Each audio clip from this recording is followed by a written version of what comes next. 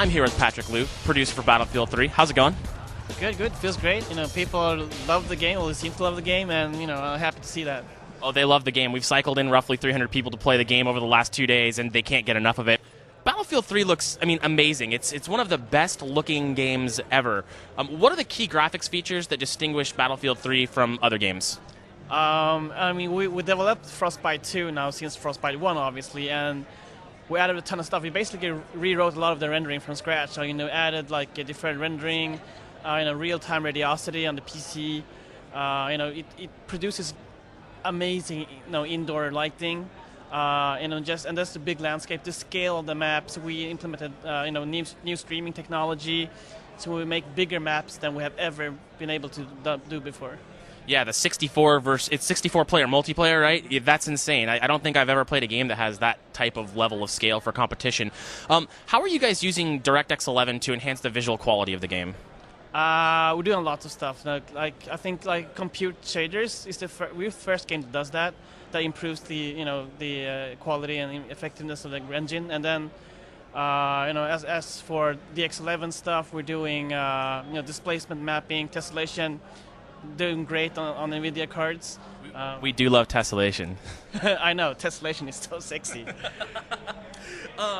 So Battlefield 3 being a highly competitive game, what are you guys doing to help foster it for esports, or to really make sure that it's going to do well in the competitive esports community?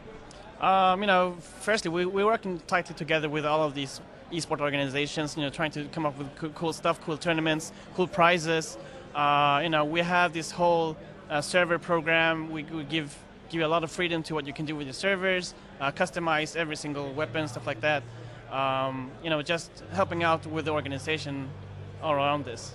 That's awesome. I know that one of the demands in our community right now is to really help make sure Battlefield 3 in our area is a great competitive title for esports, something we're really diving into right now, and we're very excited to make sure that Battlefield 3 is a part of that.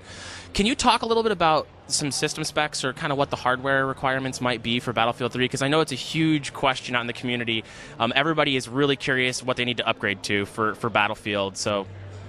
Yeah, it depends on what kind of quality and performance that you like. We haven't gone out with the specs officially just yet, but I will say that, it's definitely time to upgrade your computer. You'll definitely be safe with, dual 580s and SLI, obviously.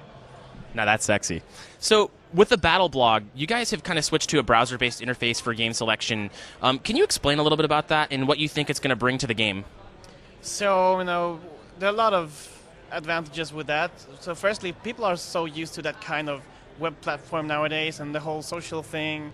And secondly, it gives us a lot more freedom on what to do with it, to develop it and have it change over time, and looking what the community needs, we can change that on the fly basically. And it makes a great server browser.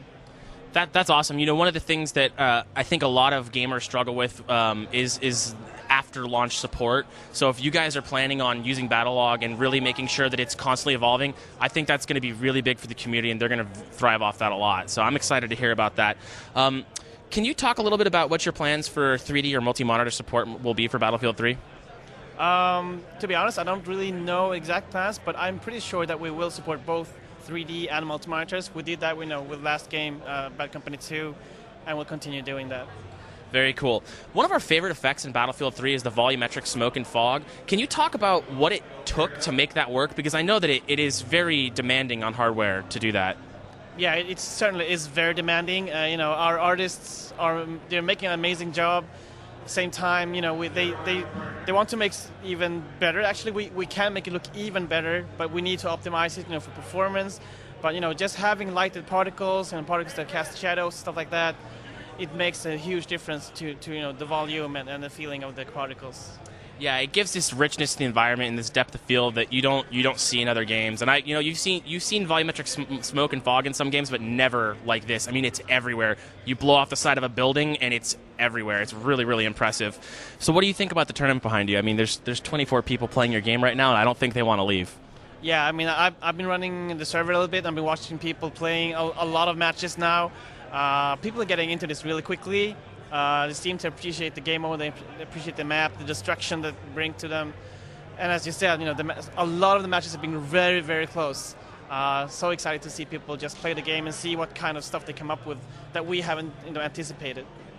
Fantastic. Well, I'm going to find a way to worm in here and play some Battlefield 3 eventually. Thank you so much for your time, Patrick. It's been incredible. Thank you. Thank you very much.